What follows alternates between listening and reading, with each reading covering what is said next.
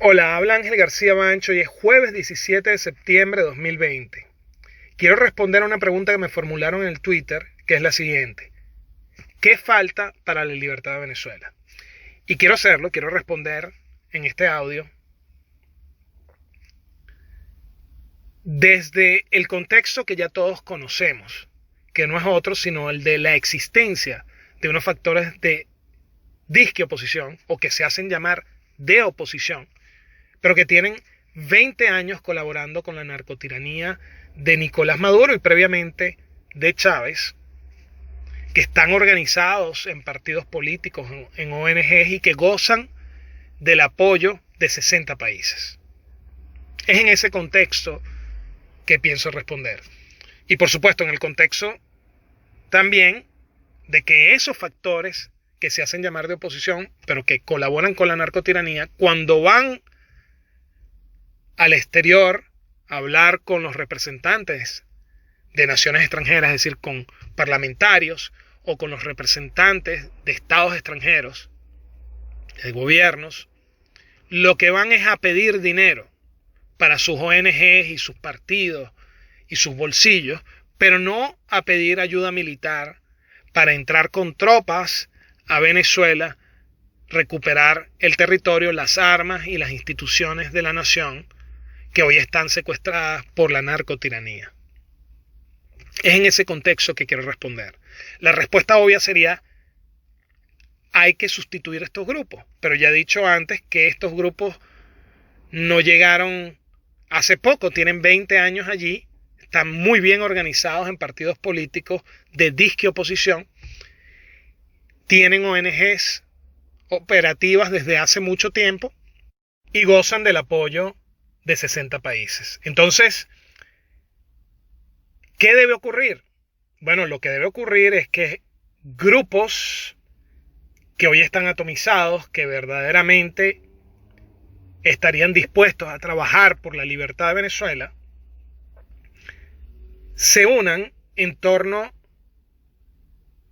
a un proyecto, a una propuesta, que no puede ser otra sino una nueva constitución o marco de reglas de juego para Venezuela y un proyecto de reconstrucción nacional que implique la solicitud de ayuda extranjera en el ámbito militar para recuperar el territorio, las armas y las instituciones de la nación, ayuda económica para recuperar la economía y que sirva de base para poder consolidar las nuevas instituciones que han de conformarse. Esto con un análisis de coste-beneficio de la intervención desde la perspectiva de las naciones extranjeras que podrían apoyar, específicamente los Estados Unidos de Norteamérica, con un análisis de riesgo y presentado por actores que gocen de credibilidad, es decir, que no pueden formar parte de esos grupos que se hacen llamar de oposición, que tienen 20 años colaborando con la narcotiranía, y que por supuesto lleguen a Trump y a su administración a través de los canales ideales, probablemente senadores o personas que gocen de la confianza del presidente Trump. Ahora, ¿esa constitución qué debe tener? Debe establecer una república o imperio de ley, un libre mercado y derechos inalienables del individuo. Es decir, debe garantizar la imposibilidad de la conformación de una coalición mayoritaria que atente contra los derechos del individuo o de minorías que atenten contra los derechos individuales. Es decir, la imposibilidad de la tiranía de la mayoría o de las oligarquías de las minorías que atenten contra los derechos del individuo, del ciudadano venezolano. Pero también tiene que establecer la legalización de cualquier forma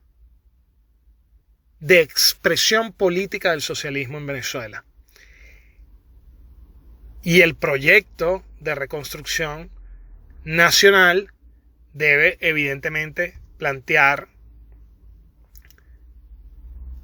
la solicitud de ayuda militar para lograr entrar en el territorio, recuperarlo, recuperar las armas, recuperar el Palacio de Miraflores, el Congreso, que ha de ser nuevo Congreso de la República con 2 cámaras, una de diputados y de senadores, y lo que ha de ser la Corte Suprema de Justicia. Establecer una junta de gobierno y consolidar las instituciones durante un periodo en el marco del cual se logrará la reconquista de los monopolios de la violencia y de la justicia, es decir, la garantía de los derechos inalienables del individuo que estarán establecidos en la Constitución, en la cual también quedará muy bien explícito el rol del Estado en la sociedad, que no puede ser el rol de propietario, de dueño del subsuelo, de las tierras, sino que tiene que ser un Estado cuyo rol sea garantizar la seguridad de la persona, de los bienes y de la propiedad, para permitir que el individuo, en vez de estar en el negocio de tener que a diario cuidar o proteger su vida y su propiedad, se pueda dedicar a producir bienes y servicios para enriquecerse como individuo y enriquecer a la nación, generar bienestar individual y general. Esa es la propuesta. Si esto es difícil o no, poco importa, hay que hacerlo.